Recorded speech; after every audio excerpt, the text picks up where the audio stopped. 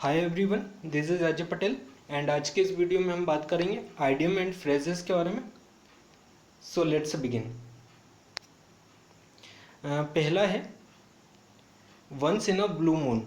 ठीक है, once in a blue moon यानी कि जो कभी सभी होता है, यानी जिसे हम कह सकते हैं ईद का चांद। तो something that happens very rarely, जो कभी सभी होता है उसके लिए जो वर्ड है वो है once in a blue moon.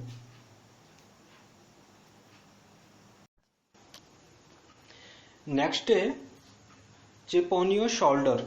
तो यहाँ पर शोल्डर आ रहा है, तो आप थोड़ा थोड़ा यहाँ से आपको अंदाजा लग रहा होगा कि ये किस तरफ इंडिकेट हो रहा है। इस फ्रेज का मतलब शोल्डर मीन्स क्या, कंधा, मतलब कंधे पर सारा भार आ जाना। आपने सुना होगा कि कंधे पर भार आ जाना मतलब कि आप प्रेशराइज हो, मतलब कि आपके साथ कुछ घटना हो गई है या कुछ गलती हो गई है, कुछ बेकार सा गिल्टी फील कर रहे हैं आप किसी चीज को लेकर के, है ना, कि यार मेरी गलती थी, ये मुझसे ऐसा हो गया, मतलब तो वहां पर इस फ्रेज का यूज होगा chip on your shoulder when someone is upset about something that happened a while ago.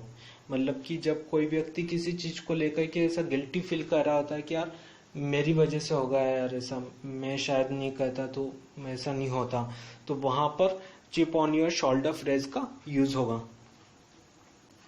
Next है क्राई ओवर स्पिल्ट मिल्क। ठीक है, क्राई ओवर तो आप समझ सकते हैं ये निगेटिवली इंडिकेट कर रहा है। निगेटिवली इंडिकेट कर रहा है मतलब इसका क्या हो सकता है कि cry over spilt milk. Spilt means होता है बिखरा हुआ, तो बिखरे हुए दूध के लिए आप क्या आप रो रहे हो मीन आप प्रायश्चित कर रहे हो, पछता रहे हो, है ना। तो इसका मतलब होगा कंप्लेनिंग अबाउट अ लॉस और फेलियर फ्रॉम द पास्ट, यानी आपके पास्ट में जो हुआ है उसको लेकर के आप दुखी हो, तो वहां पर क्राई ओवर स्पिल्ट मिल्क इस आइडियम का यूज होगा, क्राई ओवर स्पिल्ट मिल्क। तो क्राई ओवर स्पिल्ट मिल्क का मीनिंग क्या है कि कंप्लेनिंग अबाउट अ लॉस और failure from the past. Okay, next है पीस ऑफ केक। ठीक है, पीस ऑफ केक, तो पीस ऑफ केक का मीनिंग क्या है, something that is easy to do, मतलब कोई सा भी ऐसा काम है जो कि आसानी से हो जाता है। ठीक है, उसके लिए ज्यादा मशक्कत नहीं करना पड़ती है, उसके वहां पर आप यूज कर सकते हैं पीस ऑफ केक। मीन्स आपके लिए मान लो कि बाइक चलाना बहुत आसान है, फॉर एग्जाम्पल बाइक चलाना आपके लिए बहुत आसान है, आप स्पीड के साथ बाइक चला सकते हैं, रेस में चला सकते हैं, then you can say to drive a bike is a piece of cake for me. Okay, piece of cake means something that is easy to do. Next है ब्लेसिंग इन डिस्गाइज। तो blessing मतलब क्या होता है, blessing means होता है आशीर्वाद या फिर गुड विशेष। ठीक है, तो ब्लेसिंग मीन्स गुड विशेष। तो यहाँ पर आइडियम एंड फ्रेजेस में आपको एक बात ये ध्यान में रखना है कि आइडियम एंड फ्रेजेस में ये मेन प्रॉब्लम ये होती है कि एग्जैक्ट मीनिंग नहीं निकलता है यहाँ पर, लेकिन आप थोड़ा बहुत ऐसा अंदाजा लगा सकते हैं कि निगेटिवली निकल रहा है या पॉजिटिवली निकल रहा है, तो उसके अकॉर्डिंग आप यहाँ पर एस्टिमेट कर सकते हैं। जैसे ब्लेसिंग इन डिस्गाइज, तो ब्लेसिंग मीन्स होता है गुड विशेष, तो गुड विशेष के अकॉर्डिंग आप थोड़ा सा अनुमान लगा सकते हैं। तो क्या होगा इसका मीनिंग, इसका मीनिंग होता है something good and useful that did not initially seem that way, मतलब कि कुछ ऐसा अच्छा सा हो जो कि हमें शुरुआत में ऐसा नहीं दिखाई, जैसे कि हमें लग रहा हो कि नहीं यार ऐसा नहीं है ये, और फिर बाद में पता चले कि यार हम तो कुछ और ही सोच रहे थे, हम तो बहुत निगेटिव सोच रहे थे, लेकिन ये तो काफी अच्छा हुआ। तो something good and useful that did not initially seem that way, वहां पर क्या यूज होगा, ब्लेसिंग इन डिस्गाइज। तो ब्लेसिंग इन डिस्गाइज का मतलब है something good and useful that did not initially seem that way. एक कहावत है एक और होती है इसी से मिलती जुलती कि रीड बिटवीन टू लाइन, मतलब कि दो लाइन के read the space between two line, मतलब कि दो लाइन के बीच में जो खाली जगह है उसको पढ़ना। ठीक है, एक्चुअल में मीनिंग क्या है, जो जैसा हमें दिखाई देता है वैसा एक्चुअल में होता नहीं है, तो खाली जगहों को पढ़ना, मतलब कि हिडन थिंग्स को पढ़ना, उसी से मिलता जुलता है यहाँ पर blessing in disguise. Okay, next है द अल्फा एंड ओमेगा। तो द अल्फा एंड ओमेगा मतलब क्या है? तो जिस प्रकार हम इंग्लिश में यूज करते हैं ए टू जेड का मीनिंग क्या होता है? ए मीन्स होता है इंग्लिश का अल्फाबेट का फर्स्ट लेटर और जेड होता है last letter. A to Z का मीनिंग होता है शुरुआत से लेकर आखिरी तक, ठीक है। तो उसी प्रकार ग्रीक भाषा में भी 24 लेटर होते हैं, इंग्लिश में 26 लेटर होते हैं, ग्रीक लैंग्वेज में 24 लेटर होते हैं। तो ग्रीक लैंग्वेज का जो फर्स्ट लेटर है वो है अल्फा और लास्ट लेटर है 24th लेटर है ओमेगा। तो मतलब अल्फा मतलब beginning and omega means and. तो बिगिनिंग और एंड को दर्शाने के लिए द अल्फा एंड ओमेगा इस फ्रेज का यूज किया जाता है, the alpha and omega. Okay, next है पुल अ फास्ट वन। तो पुल अ फास्ट वन को आप रिलेट कीजिए मैजिशियन से। एक मैजिशियन क्या कहता है, एक जादूगर क्या कहता है कि अपने हाथ में एक ताश के पत्ते को लेगा और वो फट से खींच देगा और दूसरा ताश का पत्ता दिखा देगा, ठीक है। हमें ऐसा लगता है कि ये मैजिक है, ये जादू है, लेकिन वो एक्चुअल में मैजिक नहीं होकर वो उसके हाथ की सफाई रहती है। वो इतनी स्पीड के साथ करता है कि हमारी आंखें धोखा खा जाती है, ठीक है। तो इसका मतलब वहीं से है, वहीं से इसका ओरिजिन हुआ है पुल अ फास्ट वन, मतलब कि किसी के साथ प्रैंक करना, ठीक है, धोखा देना, की उसको हम बेवकूफ बना रहे हैं, मतलब कि, ठीक है। तो इसका मीनिंग है to succeed in an act of deceive means धोखा देना। तो किसी को धोखा देने में सक्सेस हो जाना, सफलता ले लेना या धोखा दे देना किसी को भी, तो उसका मतलब होता है pull a fast one. Pull a fast one ये बहुत इंपॉर्टेंट है, ये एसएससी में आ चुका है, एसएससी सीजीएल में आया है। Pull a fast one means किसी को धोखा देना। ओके,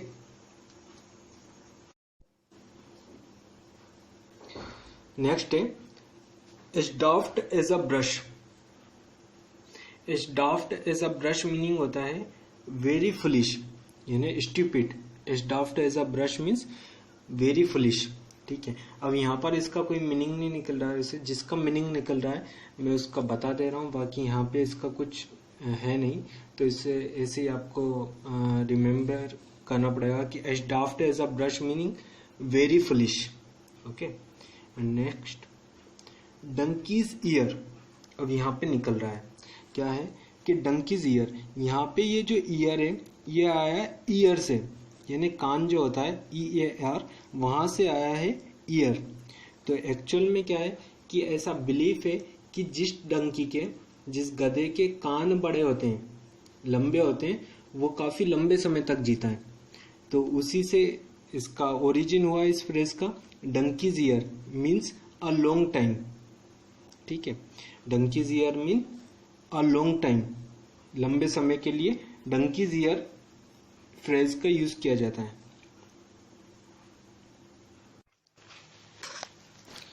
नेक्स्ट है put up the shutter.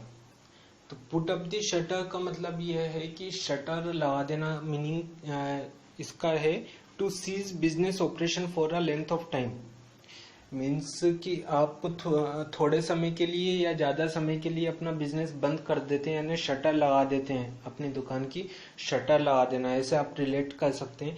Means कि जैसे कि इंडिया में होता है, इंडिया में जब हम लोग दुकान बंद करते हैं, मंगल करना बोलते हैं जिसको, वही है इसका मिलता जुलता मीनिंग कि put up the shutter. Put up the shutter मतलब to cease business operation for a length of time. तो अक्सर परमानेंट जब बंद कर दिया जाता है किसी बिजनेस को, तो वहां पर यूज होता है इसका put up the shutter. Shutter लगा देना मीनिंग, शटर रख देना मीनिंग आपने उस बिजनेस को बंद कर दिया है, ठीक है।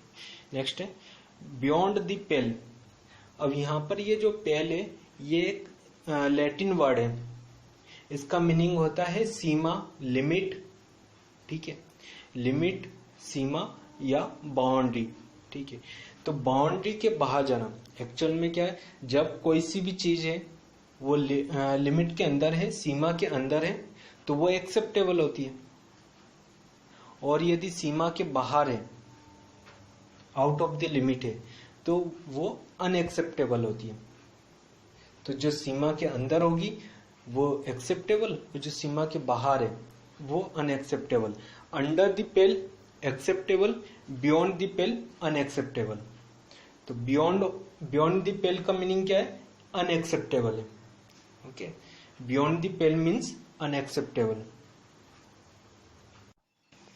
नेक्स्ट है इन द ब्लूज। अब ब्लूज मीन्स क्या होता है? ब्लू मीन्स तो होता है नीला, और ब्लूज मीन्स होता है दुख, ठीक है, दुखी। तो इन द ब्लूज मतलब क्या हो जाएगा? इन द ब्लूज का मतलब होता है फीलिंग सैड, यानी जब हम बहुत दुख सा फील कर रहे होते हैं तो उसे बोलेंगे in the blues, in the blues. Okay, in the blues. Next है अ गोल्डन मीन।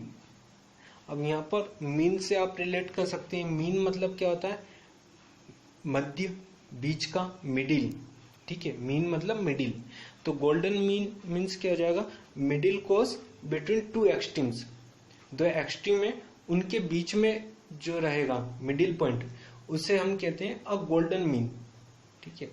तो अ golden mean means middle course between two extremes. Next है अल्मा मैटर। ये काफी सुना सा वर्ड लग रहा होगा आपको, अल्मा मैटर। अक्सर आपने इसका विकिपीडिया पे देखा होगा। जब हम किसी महापुरुष का, ठीक है, जैसे डॉक्टर एपीजे अब्दुल कलाम वगैरह को आपने सर्च किया होगा तो विकिपीडिया पे आपको यह वर्ड दिखा होगा, अल्मा मैटर। अल्मा मैटर क्या होता है कि किसी भी व्यक्ति ने जहां से उसकी स्कूलिंग हुई है या फिर जहां से उसने अपना एजुकेशन कंप्लीट किया है, उस इंस्टीट्यूट के नाम को, उस कॉलेज के नाम को या फिर उस यूनिवर्सिटी के नाम को कहा जाता है अल्मा मैटर, ठीक है। तो alma matter means a school, college और an university at which one has studies, ठीक। और ये आपको एक वर्ड भी मिल गया रेज्यूमे में लिखने के लिए, आप इसका यूज कर सकते हैं रेज्यूमे में, ठीक है, अल्मा मैटर का। आपका रेज्यूमे काफी अच्छा दिखेगा इससे, अल्मा मैटर। एंड नेक्स्ट है कैच टाइम बाय द फॉरलॉक। तो फॉरलॉक क्या?